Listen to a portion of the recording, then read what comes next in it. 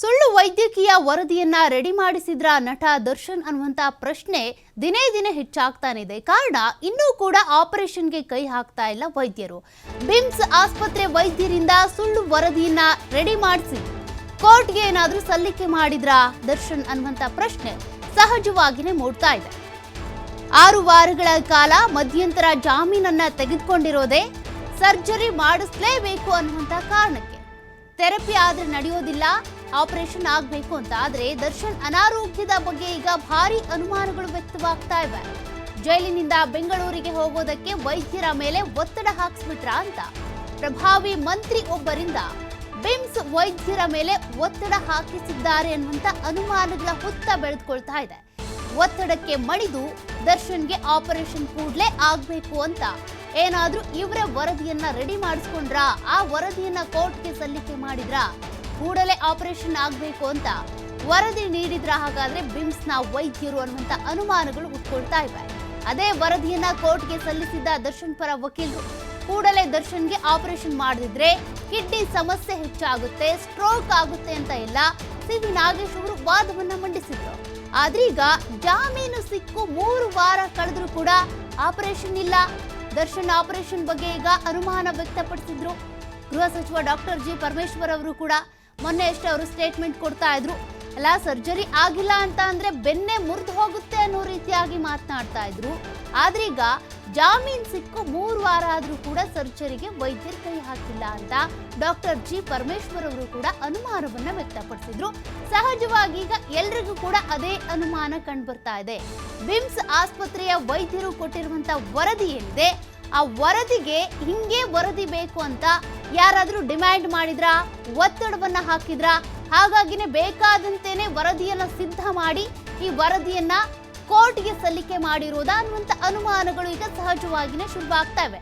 ಯಾಕೆಂದ್ರೆ ಮಧ್ಯಂತರ ಜಾಮೀನು ಸಿಕ್ಕಿದ್ದೆ ಮೆಡಿಕಲ್ ಗ್ರೌಂಡ್ಸ್ ಅಲ್ಲಿ ಆರೋಪಿ ದರ್ಶನ್ಗೆ. ಅದು ಕೂಡ ಸರ್ಜರಿ ಆಗ್ಲೇಬೇಕು, ಥೆರಪಿ ವರ್ಕೌಟ್ ಆಗ್ತಾ ಇಲ್ಲ, ಟಾನಿಕ್ ಮಾತ್ರೆಗಳು ವರ್ಕೌಟ್ ಆಗ್ತಾ ಇಲ್ಲ, ಯಾವುದು ಕೂಡ ವರ್ಕೌಟ್ ಆಗ್ತಾ ಇಲ್ಲ ಅನ್ನುವಂತ ಕಾರಣಕ್ಕೇನೆ ಸರ್ಜರಿಯ ಅನಿವಾರ್ಯತೆ ಇದೆ.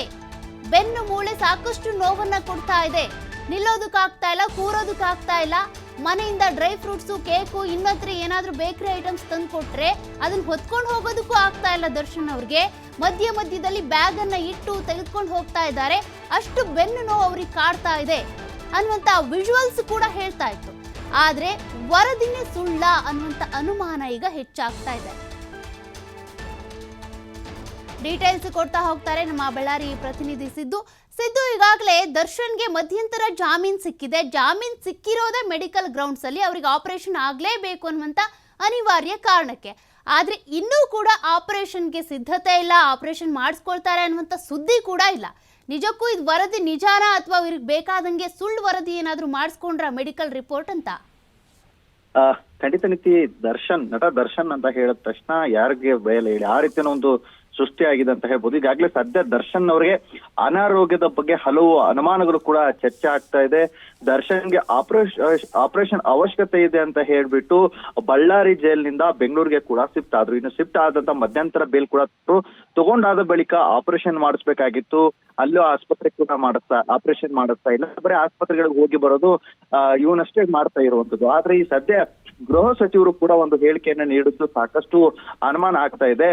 ಜೈಲಿನಿಂದ ಬೆಂಗಳೂರಿಗೆ ಹೋಗ್ಲು ವೈದ್ಯರ ಮೇಲೆ ಒತ್ತಡ ಹಾಕಿದ್ರ ಅನ್ನುವಂತ ತಂತ್ರ ನಡೀತಾ, ಅದರಲ್ಲೂ ಬಳ್ಳಾರಿಯ ಬಿಮ್ಸ್ ವೈದ್ಯರ ಮೇಲೆ ಯಾವ್ದಾದ್ರು ಒತ್ತಡ ಹಾಕೋದ್ರಿಂದಾಗಿ ಅನಾರೋಗ್ಯದ ಸುಳ್ಳು ವರದಿಯನ್ನ ಸಾಕಷ್ಟು ಚರ್ಚೆ ಆಗ್ತಾ ಇದೆ.